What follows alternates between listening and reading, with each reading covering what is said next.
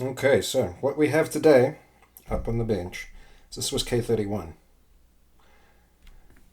This rifle is in pretty good condition, came with a sling. Got it at the local getting spot. It's looking a little crusty though. See some minor surface pitting on the receiver here. Generally the exposed metal is looking kind of crusty. I suspect this is minor surface pitting. It could also be just caked on storage grease like Cosmoline. It's accumulated with years of dust and moisture and what have you. Barrel band's looking a little crusty over here. Same with the front barrel band. And then the exposed metal on the muzzle end over here in this barrel. It's looking pretty shitty. But we're going to take care of that. I'm going to show you how I do it. Now, I don't necessarily know what I'm doing, but I'm going to show you how I do it. Don't do anything that I do, because, again, I don't know what the fuck I'm doing. Magazine, looking pretty decent. Again, we've got some grease on it. But what we're going to do is we're going to take this rifle apart, we're going to conserve it, clean it up, and ultimately get the old girl talking again. For those safety sallies out there, rifle is indeed unloaded. Nothing in the chamber. We'll start by taking the bolt out. That's just that little lever there. The bolt itself, caked in grease. It's pretty sticky. There's not really a whole lot of it, but it's there. Especially on the back here. Look at this shit. Pretty nasty. But we'll take it apart and we'll get everything squared away.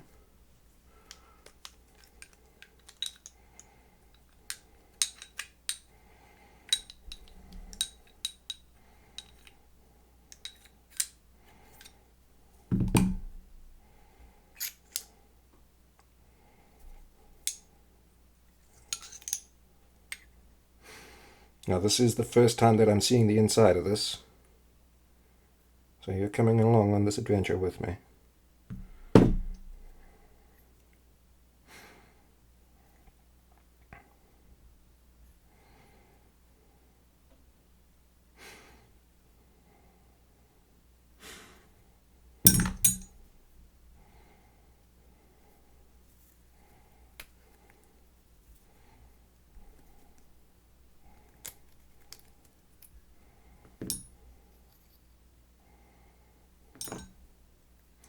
It's looking pretty good. Now this is inside of here, this is oil. It's not grease. This over here is grease. This is just oil. Which is good. There's no rust inside of here. It's just a little crusty. A little bit dirty. Years of storage and whatnot. It's looking pretty good so far. And the smell. Love the smell of old surplus. That's the bolt apart. Looking pretty good. Got a little bin here for small parts. That we don't lose them. Frying pin's in good condition. Tiny little Swiss stamp there, look at that. Apparently with the magazine, push down on the rear end, pull the front out until it comes past the feed lips.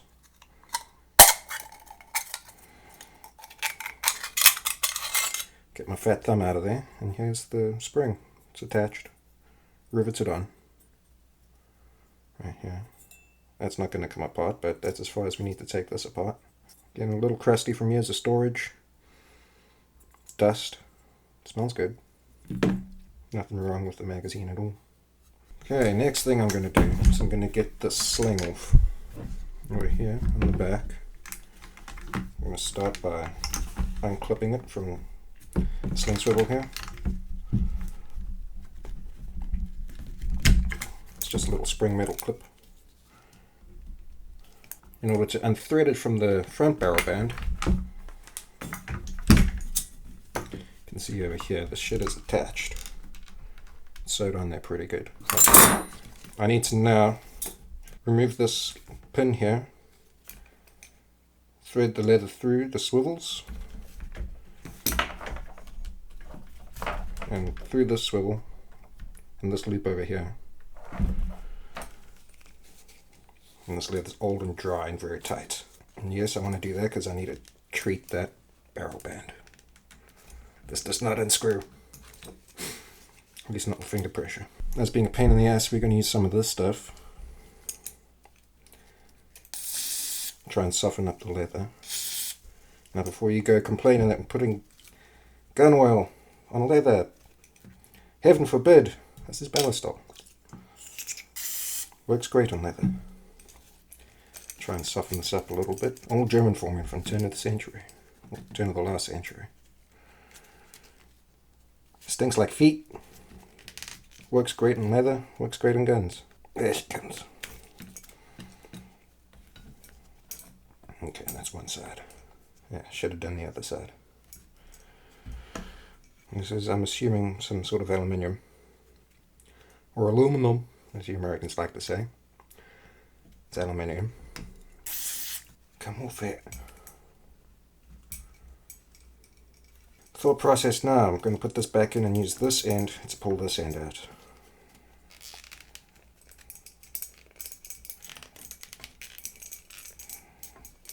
There we go. Fuck me.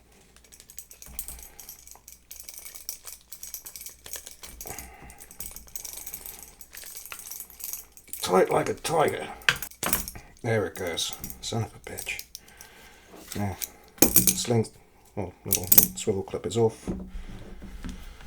Now down to this end. I'm gonna thread this on through. Oh wait, this is gonna have to come out anyway. And at least it's soft now. There it is. Ha! There's no corrosion on this, so you don't really need to do much to it. Anyway, out comes this end.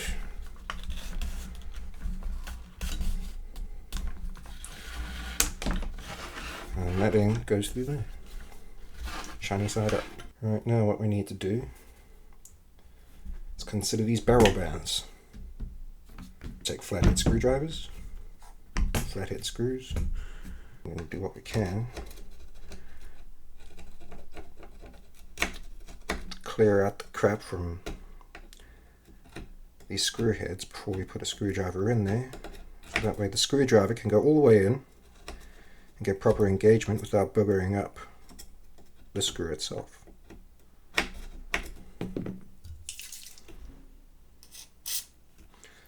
A little bit of Ballistol on each of them, soften that crap up. Same for this one. Tell you what, these dental picks are fantastic.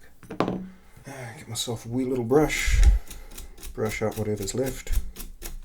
Now we got to find an appropriate size screw head or screw. Notice that these screws are hollow ground. This is important because the walls of these slots are vertical. They're not chamfered at all. So to get proper engagement, we want to use a hollow ground screw or screwdriver. And we want to match the width of the screw as best we can. And this one's a little wobbly in there, so we're going to try and find a bit of a thicker one. Now that feels a little bit better. That one feels about the same. Let's check this one. That one doesn't fit at all. This one's too fat. Don't want to use that one. We'll use this one. We're going to use a very teeny tiny little ball peen hammer. Give that a tap. The old tappy tap. Make sure that gets seated properly. It's still loose. Wasn't absolutely necessary, but you know, here comes the screw. Turns pretty easy. Wasn't stuck at all. And the screw is not captive, but look at that. That's interesting. If you can see that, it's just an interesting head on that screw. We can do the same from this angle. Double check the fit. Yeah, it's pretty loose. Tapping with the hammer ain't going to do anything at this point. Oh, this one's loose. Not tight at all. Now this particular barrel band is hinged on the opposite side. So again, unscrew the screw. You can see it's hinged here. And hope that this pops open. Look at that. Some downward pressure. Just with the thumbs. Not yielding at this point. Crap. Oh, this rifle came with a muzzle protector. Clips over the front sight. Very handy. Just made of brass. A nice little Swiss stamp on it. Sheet metal. It's been heat treated to make a spring. Put that in the small parts. Let's see. There is a stamp. It's not a pin. No additional pin through the wood. So I'm guessing, open that up, give it the old tappy tap tap.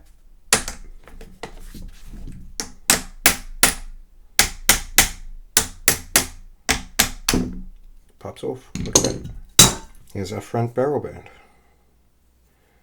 The stacking swivel. And bayonet lug. Feeling pretty crusty. Looks good under the wood though. I'm okay with that. Okay, middle barrel band. This one's got a spring. Just need to push that spring down, slide that sucker forward.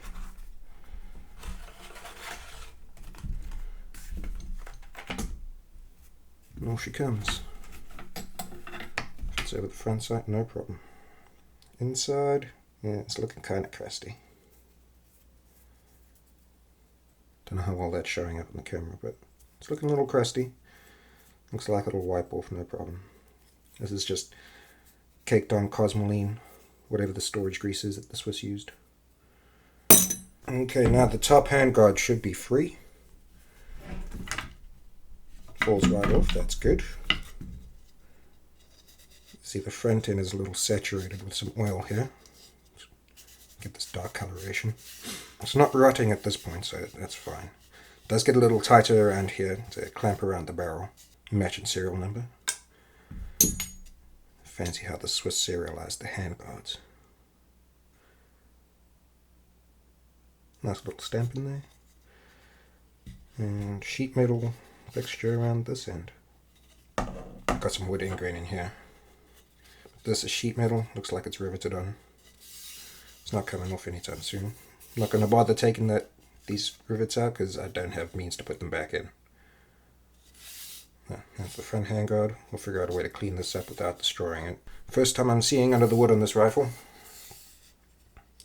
It's looking pretty good. Some minor crusties over here.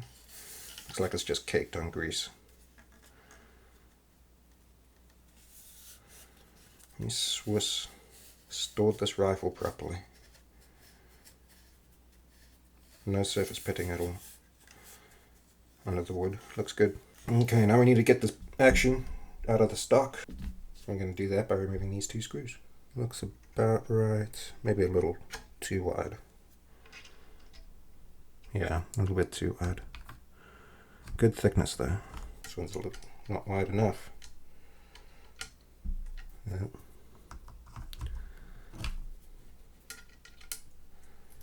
Yep, that fits. Did you hear that? It's crusty in there. We'll get the crusty out before we put the screw in. Start cranking on it.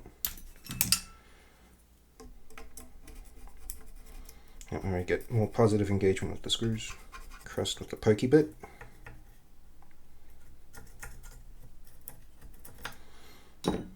Brush it out with the brush. Get a rag handy, clean up the excess. Okay, so we got our bit sitting in there a little weebly wobbly. Tapping in with the hammer isn't going to help. It's not going to seat it any deeper. Brush it down. Give it the old twist. Breaks free just fine. Same on the back end. Do it the same so you can see. In, press it in,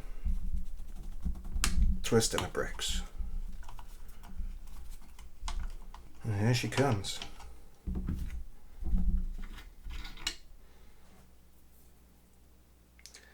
Not sure if this is stainless steel or if it's just in the white. But there's no corrosion at all. Glorious. We didn't bigger it up, look at that. Small parts bin.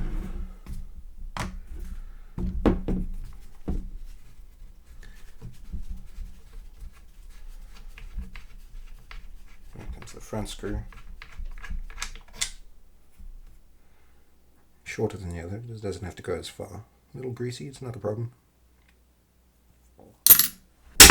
Pressure on the bottom metal, look at that. It's just sheet metal, welded into place. No problems with that. Again, just caked on grease. Minor surface pitting over here. A little bit on the edge. Looking good so far. Now the stock should theoretically lift off the action thusly. Yeah, let's have a look inside of the stock.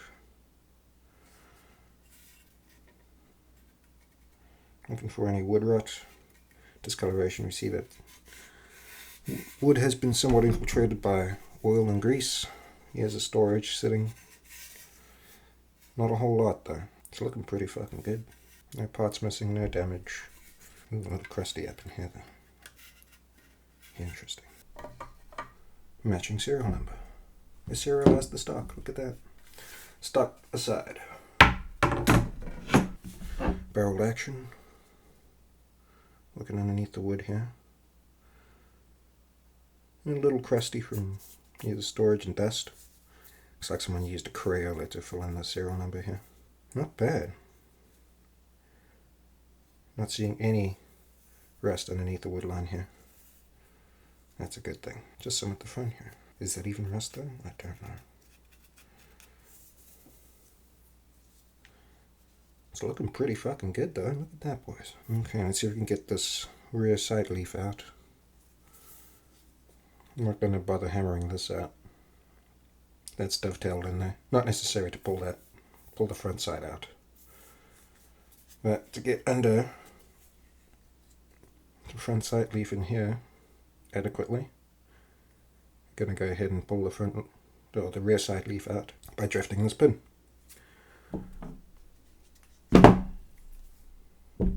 Get an appropriately sized pin punch. Ball peen hammer. Line it up. Give it the old tabby tap.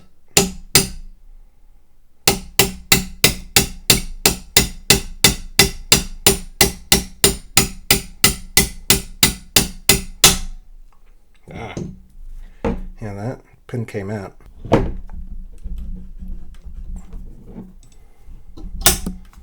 Put that back down. Pressure down. Pull the pin out. Or pull the punch out. Here's our rear side leaf. Let's go ahead and get this thing off. Locking mechanism comes out. Teeny tiny spring. Don't want to lose that. Small parts pin. That's looking pretty good too.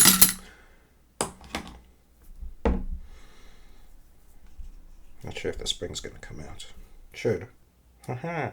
Success. And in here, it's a little crusty down in the corners. However many year-old grease that is, who knows. It smells good though. As far as the firing mechanism is concerned, how very Swiss. 2-stage trigger. Give it your cursory pull until you meet resistance. And pull further. At that point, the sear will disengage from the cocking piece and fire. Fine Swiss engineering, look at that. I'm not going to give these pins the old tappy tap. Oh, there's a pin up here, the rest all staked in place. This pin down here is essentially staked in place. You can see that it's hollow in the middle. Right there. Sucker's hollow. That means the ends of the pin are flared out. So if I were to drive that through, would compress the ends of the pin, and when I would put it all back together, I'd have to put the pin back in and then flare it out again. I don't know if that's going to work, what the heat treat on these pins is, if that's going to be even possible. And as much as I'd like to take this all apart and get into the nitty gritty details, pulling that pin out is not a grand idea. Because I don't have means to replicate the pin or to replace it, or to flare it out again. I could drift it out all day, but I don't really have the means of putting it back together. Let's see, this guy. This is not coming out either. This is just the bolt catch, holds the bolt in place. Doesn't look like it's a very wise idea to pull that out. So As far as this is concerned, this is as far as we're taking it apart. It looks pretty freaking sweet though. It's an interesting stamp there. I'm not sure how well you're going to be able to make this out, but that little stamp looks like the outline of a rifle with an N stamped over the top. Gonna have to look that up, figure out what that means. Interesting how the trigger mechanism, receiver, all one piece, machined from one piece of steel. Okay, we're gonna set this aside for the moment. Come back to the stock. We've got to decide if we're going to take this sling swivel out. I don't think it's absolutely necessary. I'm not going to do a whole lot of work to the stock here. The finish is in decent shape. It's got a lot of character on it. Many dings and dents. A nice little stamp on the wood here. Little Swiss crest. I like it. And the butt itself, stamped steel. Given the condition of the rest of the rifle, I'm not going to pull this off. I doubt there's much underneath this piece of steel here that would warrant additional cleaning. So I'm just going to leave the stock as is. We're going to work on the metal. What we do need to address though, on this metal, is all the surface pitting. It may look pretty dark and crusty now, but that is a red oxide. It's rust. And that is slowly eating away at the metal. Now we need to stop it from doing that because we want to preserve this rifle. We want to get it shooting again. The best way to do that is to put this barreled action in a big old vat of water and boil it for an hour or two. You're going to take over the kitchen. Make sure your roommates are not at home when you're doing this shit. If you have roommates, if you have a wife, because you're going to take over the kitchen, they're not going to be very happy with you. But let's go and get this boiled. We'll turn this red oxide into black oxide, which is far preferable, because black oxide protects the steel instead of eats at it. Let's go and stop this corrosion. Okay, this here is my stove. I'm quite literally taking over the kitchen. This here is just a section of gutter you would hang on the side of your house. Galvanized steel, I believe. You could get this at any hardware store. I got this at Lowe's. Cut a section that'll fit barreled actions, and I'm using coat hanger. This is how I'm going to suspend barreled action inside of this trough. Observe as I install the barreled action. Go trigger down. As long as it's sitting securely, I'm okay with it. That'll do. Additionally, we're going to put in all the parts that we pulled off of the rifle. Now I could pull this little magazine catch off, but it's not necessary, so in goes the magazine. Spring and follower. All the parts at the bolt.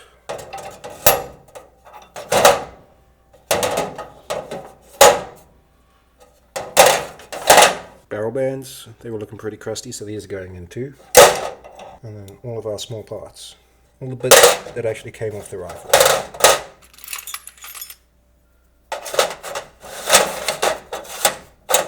Don't worry about springs going in here. Water boils at 100 degrees science. It's not going to change the temper on the springs, so we're not going to alter the function of any of the parts here. If you're truly concerned about it, don't put the springs or any of the critical parts directly over open fire. Well, our steel's now in. Going to get some hot water going.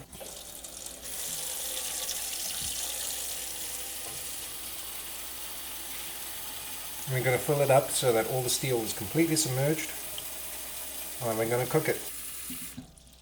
Okay, the rifle is now completely submerged. Don't know if you can see, but the crustiness on the front end here is already starting to turn brown, so that is indeed rust. Same story over here on the receiver. Let's see if we can pull this out. Get you a close-up. Not sure if you can see how brown that's all turning.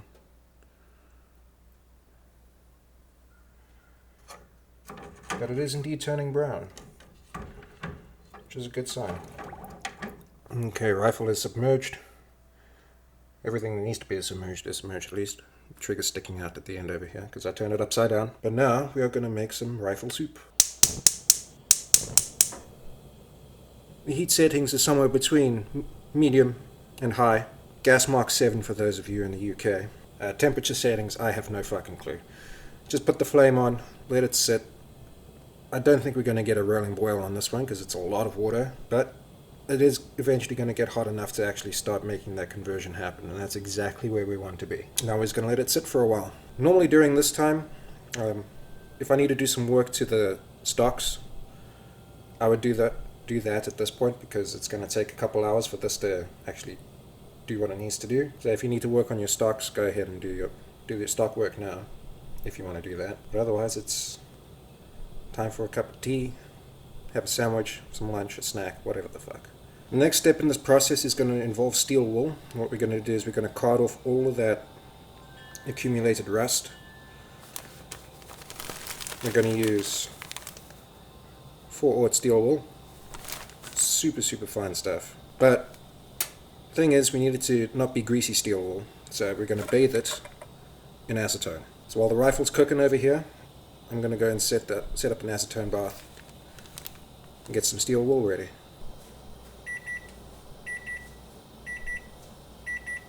Dang, rifle's done. Okay, we haven't really got a good rolling boil out of the water, but it is steaming, as you can see. The water level has decreased, so we've got some evaporation over here. What grease was on there is now sitting on the surface of the water. I'm not going to stick my finger in there because it's hot as fuck. And we've got a good layer of oxide formed wherever there was any sort of rust. So I'm going to call it. Now at this stage of the game, I don't want any of my hand greases, any of my hand cheese to get onto the rifle, because that's gonna put my greases onto the rifle, and that could in fact cause some more rust. We don't want that to happen. So I'm going to use some rubber gloves. I think these are nitrile or whatever the fuck they are. But in an effort to prevent my greasiness from getting onto nice clean metal, I'm going to use gloves. Now this water is still hot as fuck, and so is the gutter. So I'm going to do my best to not touch any of it. Instead, I'm going to use some forceps. I'm going to start by fishing out the small parts. Okay. Here's the main spring.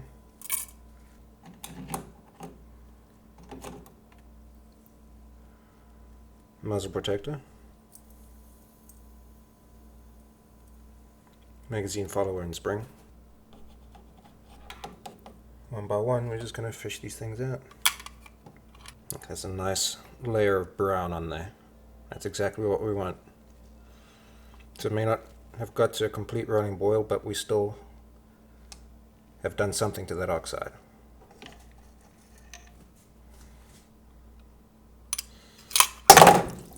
Shit.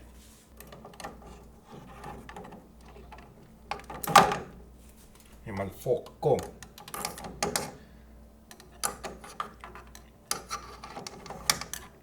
Here's the front barrel band. Some minor, a little bit of oxide forming on there. Nothing major. It's in pretty good shape to start with. There's the magazine body. No issues with that.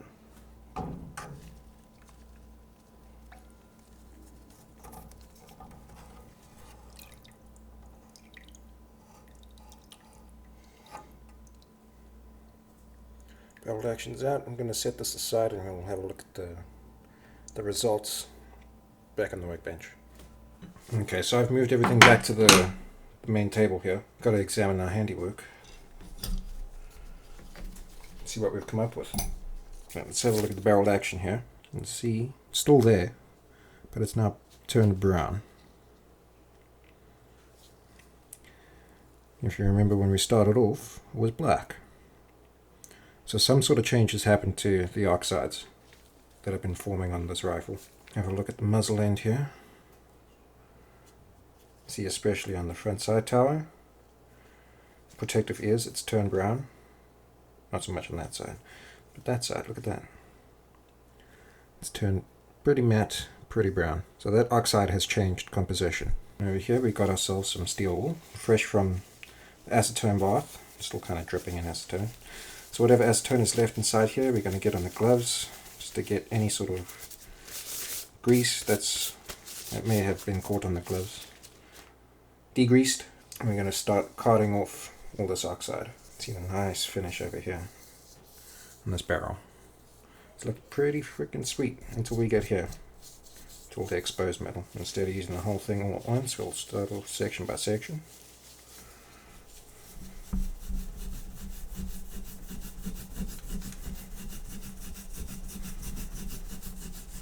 Do this in a well ventilated room because the acetone is giving fumes, and I'm probably going to start talking funny in a couple of minutes because, well, the environment I'm in has to be quiet, so well ventilated isn't really an option. You can see that that brown oxide is starting to come off. Really, it just takes some elbow grease. Look up here. Not sure if you can see that. Now, you go to places like Brownells, and they do have things called carding wheels, which you would chuck up into like a drill press or something. Make this process a whole lot quicker, but I don't have one of those, nor do I have a drill press. So we're doing it digitally. Giving this rifle some digital love. So you can see that the steel wool isn't doing any damage to the existing finish. This abrasion over here has worn through the original finish. And you can see that we're not making it any worse. So what bluing was there is not coming off with the steel wool.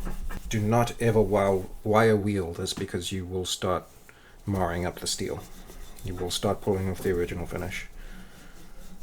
Not so much pulling the finish off as taking the top layer of steel off. Okay, so from that little bit of carding manually, you can see here we've got some electro pencil. K31 SIG Swiss 7.5 by 55 CAI Georgia, Utah. So that's your importation mark right there. Electro penciled onto the barrel. Still a little bit up here that we've got to hit. But look at this finish though. How fucking gorgeous is that? And you may be wondering about what about the inside of the ball. And the same process has happened inside of the barrel. And to get that, to card that out, we're just going to use a simple bronze brush, like we would normally do when we're cleaning. Every part that you card with the steel wool is going to come out nice and smooth. It's going to bring everything out in nice, rich luster. Pretty much back to the original finish. Only difference being is wherever there was surface rust, that is now not rusting anymore. And is indeed a black oxide that is protecting the steel from further rust. And that's part of the conversation cycle? Conservation cycle. Jesus Christ. Dyslexia fun can be. And the spot under here feels a little bit rough compared to over here. Maybe you can hear that as opposed to this. So it's a little bit rough. That must have been some surface rust that is now sorted out. We don't want any oils to touch this just yet. Especially not any gun oils like poppies or ballistol, whatever fucking cleaning solvents you like to use. Mostly because that stuff has detergents and additives put into it to make it clean, carbon fouling, copper fouling, that sort of shit. We want to keep the surface nice and dry, free from oil. Because our first application of oil has to be a clean oil, something that doesn't have those additives and detergents in. And the closest I got to that is some kerosene. Looking pretty freaking sweet if you ask me. Nice little Swiss crest over there. It's an improvement from what it was, that's for sure. Now you see that the surface pitting is still there. There's not much we can do to get rid of that other than filling the metal back in. That's pretty much impossible. But whatever rust was there is now deactivated. That's exactly what we want.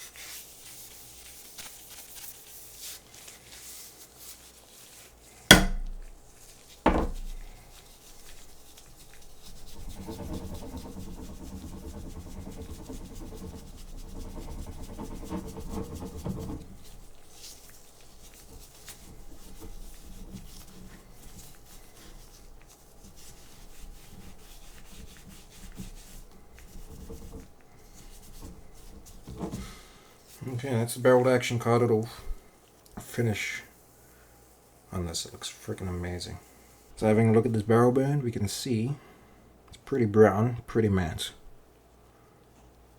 Kind of crusty.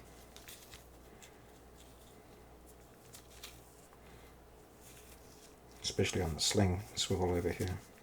And that's how easily that came off. Let's take some steel wool here. Give it a scrub. It's at this point that I wish I had that freaking carding wheel. Make this so much easier. And you can see here, all that brown is gone. So whenever rust hits these steel parts, it's going to start eating away at the original bluing. You can see there's this nice deep bluing here. And rust does that. Takes away the surface finish, unfortunately. And instead of rebluing it, so we're never going to be able to match the original, I'm just going to preserve what's there. Let's see about the inside. Not a whole lot in there, that's good. Check out the rear side leaf here. This was pretty crusty.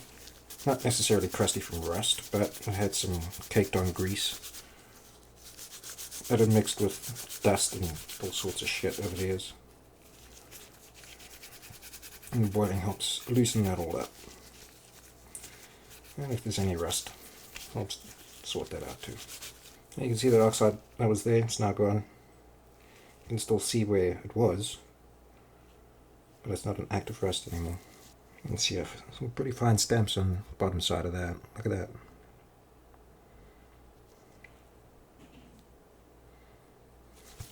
Okay, that's pretty much everything carded that I want to get carded.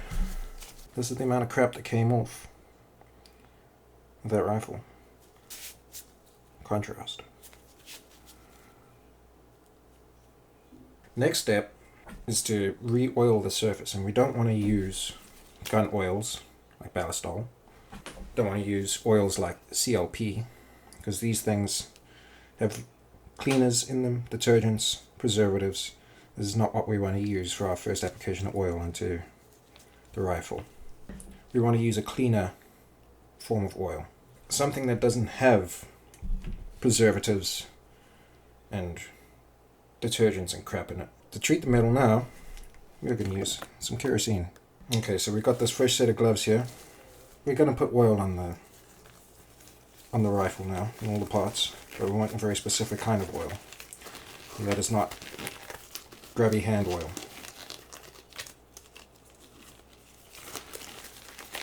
So delight and pleasure as I struggle to put these on my gigantic fucking hands. Assume the position. Okay, so kerosene stinks like a motherfucker. So I'm only going to do a couple parts in here, and then I'm going to move outside, do the rest of them off camera. And I'll start off with the barrel bands. Going to grab a rag, something lint-free. Doesn't have to be much of anything. Doesn't really matter. Just going to take kerosene, put it on here, put it on that. Ideally, I would like to have a kerosene bath, so I could submerge these in the crap, let it sit overnight, but I don't have that kind of technology. So you'll see nice dry steel. Oh, kerosene stinks. And as we put kerosene on,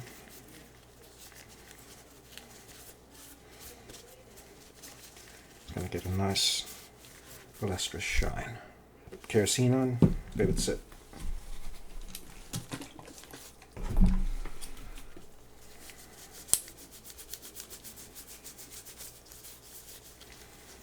You need to let it sit for a couple hours, overnight if you can, to help you get all the last of the crap off. I mean, look at this.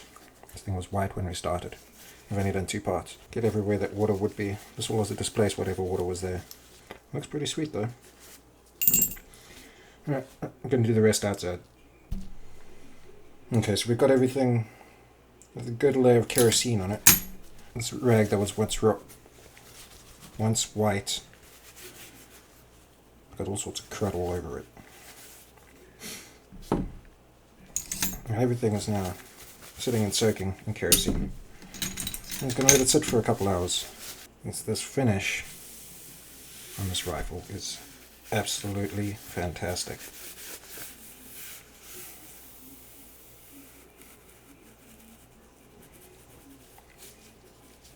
You can see that the surface pitting that was there originally, you can kind of see that it's gouged out in the steel, wherever that rust was. But that rust is gone now. So mission accomplished with the boiling. Everything's looking fan-fucking-tastic.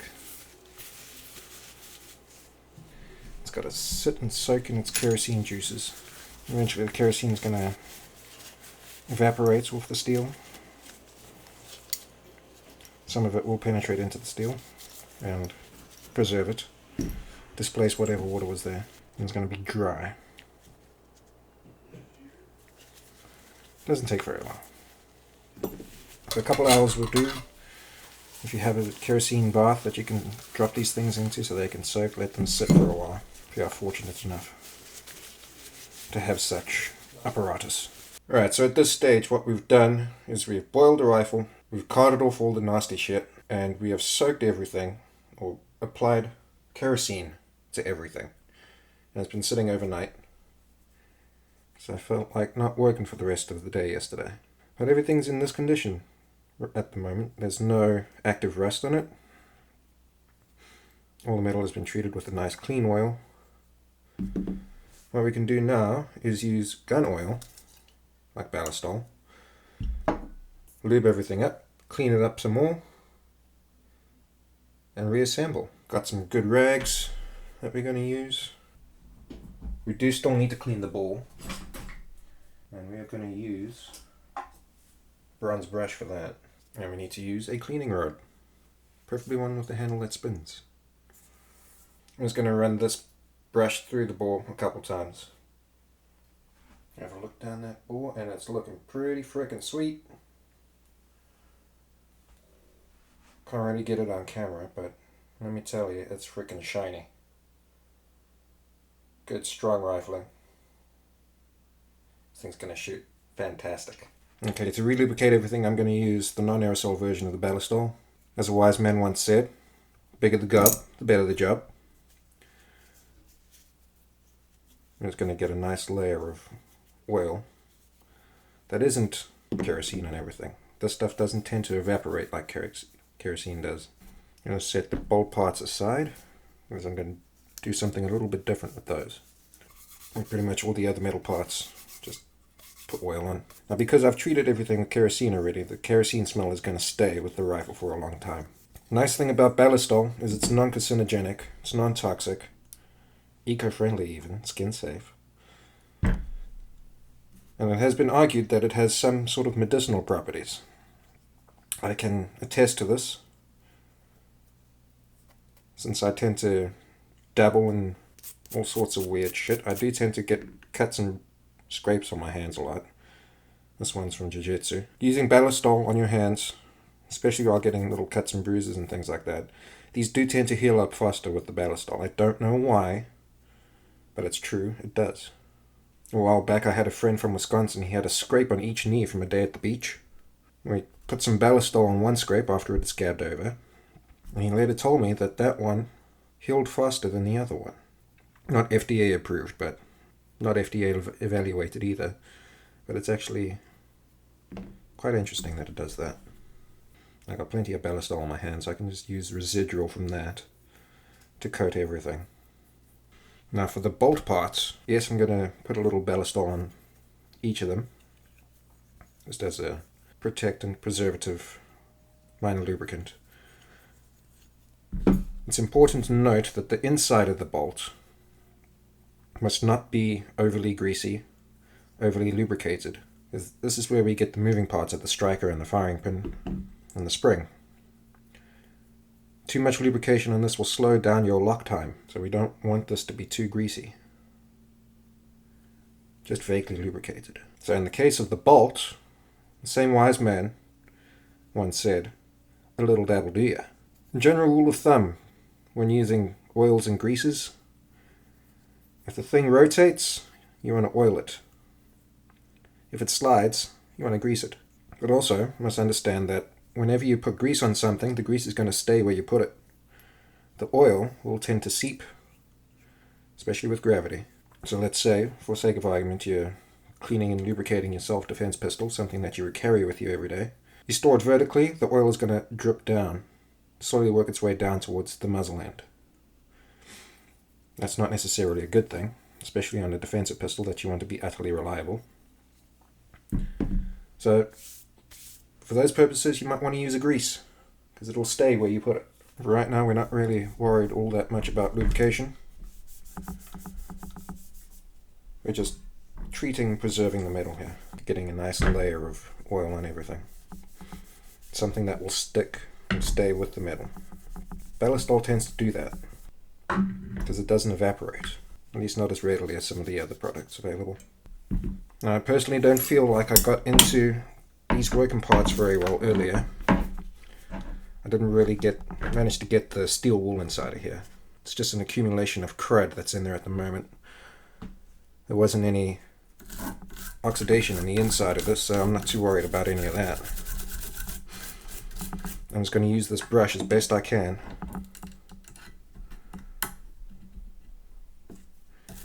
to get inside of this.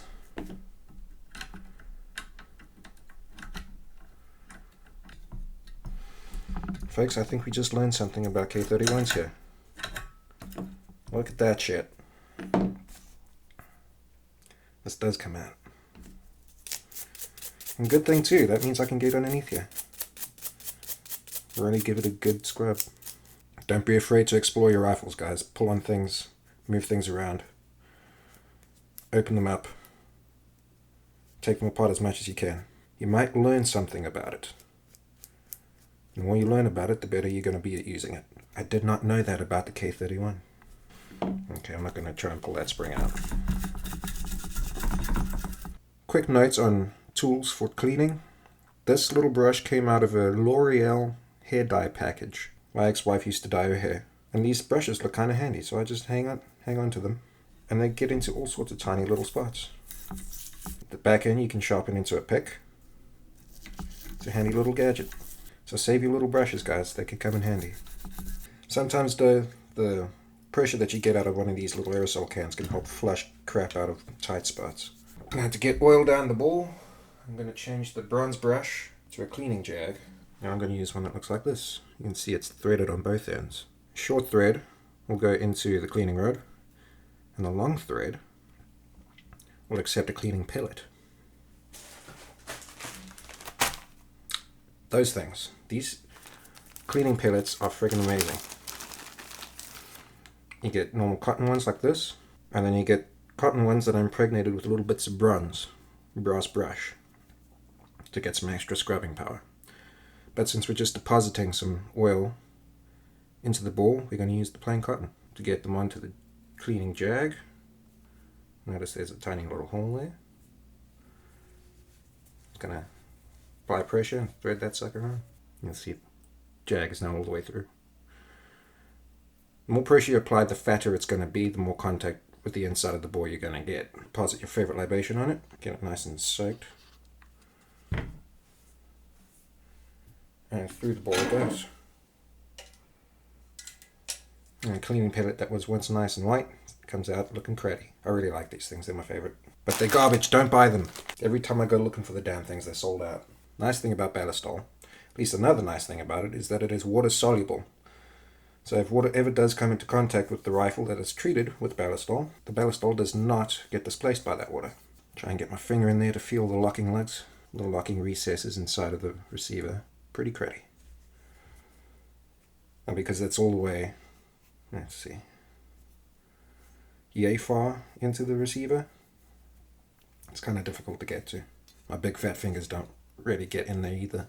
Now for reassembly, we need to make some choices on how we're going to lubricate everything. For oils, I like to use Ballistol.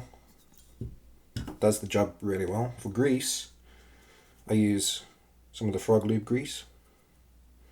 It's nice, thick, tacky stuff. It'll stay where you put it. I also like to use the Go Juice, ALG Go Juice. This stuff is not thick, it's not tacky, but it's a great lubricant. And depending on the application, I'll use either or.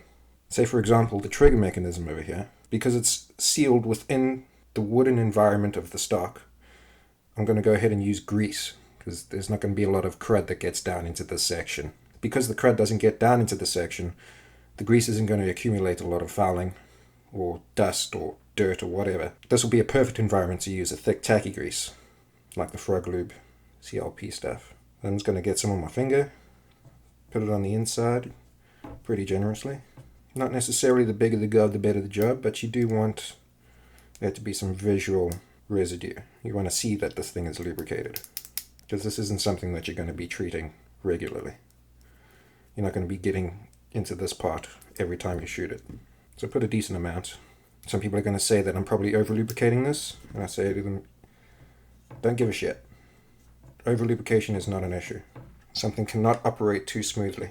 For the magazine, I'm not really going to put much more than the ballistol in there. These do tend to get carbon fouling on the outside as well as the inside. I do want there to be some lubrication in here to make sure that the follower doesn't bind on anything on the inside. I don't want there to be so much that it will accumulate lots of carbon and dirt and dust. So lubrication for this, you want to see that the surface is shiny, that it's wet with oil, but you don't want there to be excess. You don't want it to be dripping.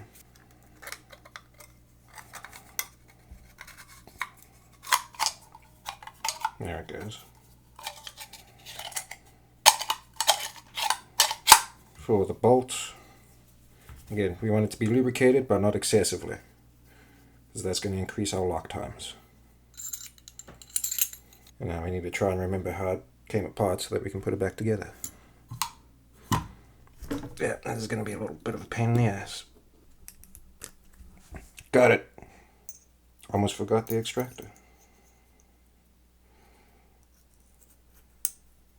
So the critical part to worry about being lubricated but dry will be the cocking piece, the firing pin, and the spring. You want those to be lubricated but dry. This can be a little bit sticky, a little bit tacky, but not on the inside. That's incorrect. That's going from the front. Look at that.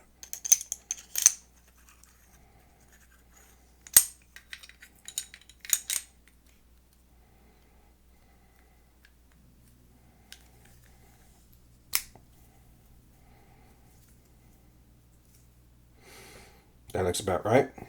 We'll figure it out when it goes back in the rifle. Okay, for the rear sight block.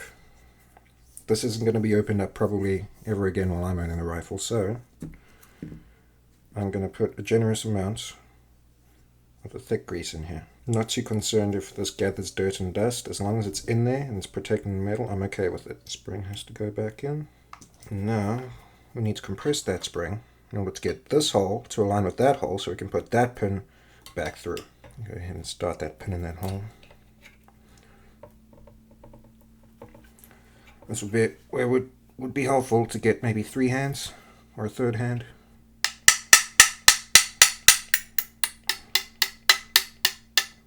And pin is back through, even on both sides. Sorted. There we go. Action back in the stock. Bottom metal back in place. Short action screw to the front. Start that with the hands. Long action screw through the back. Start that with the fingers as well. Seems to be getting a little hung up there. So what I'm going to do is back it out with forward pressure until the thread resets. There we go. And then I'm going to start screwing it in. That way I know that I'm not cross threading, that the screw's going in the way it's supposed to. Not going to torque that down just yet because I still need to get this stuck screw in. This one's threading okay, it's not bound in any way.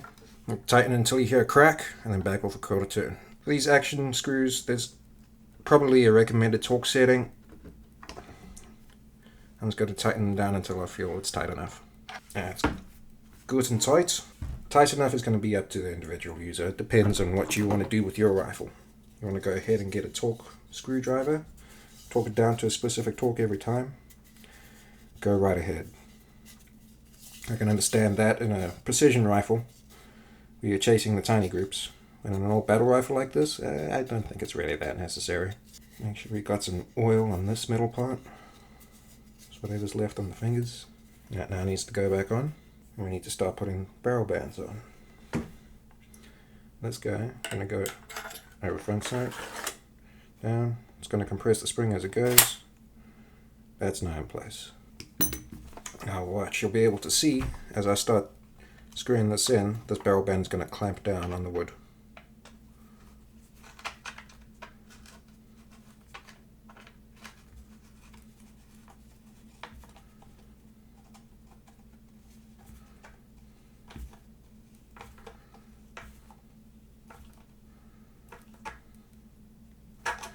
And here again, tight enough is going to be up to you.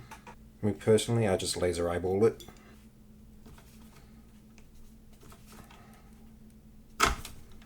Tight enough. Shit. No scratches, we're good. All we got to do now is put the bolt in. I would like to get a little bit of extra lubricant on this. Not the thick tacky stuff. Some of this goat juice will work just fine. And in this case, a little dab will do ya. You don't need a lot. Just enough to know that it's there. See that it's oiled and lubricated. This being the outside of the bolt, I'm not too worried about it. But I do want it to be smooth.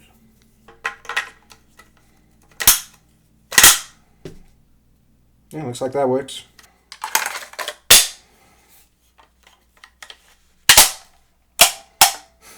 Magazine does stop the bolt from closing when it's empty. But there she is, back together. Looking pretty sweet. And there you have it. Rifle is now better condition than when I got it. We've learned a thing or two about the inside of it.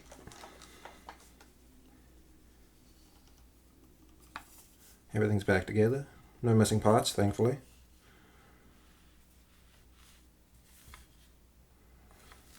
We are good to go. Next step will be making some ammunition and taking this old girl to the range.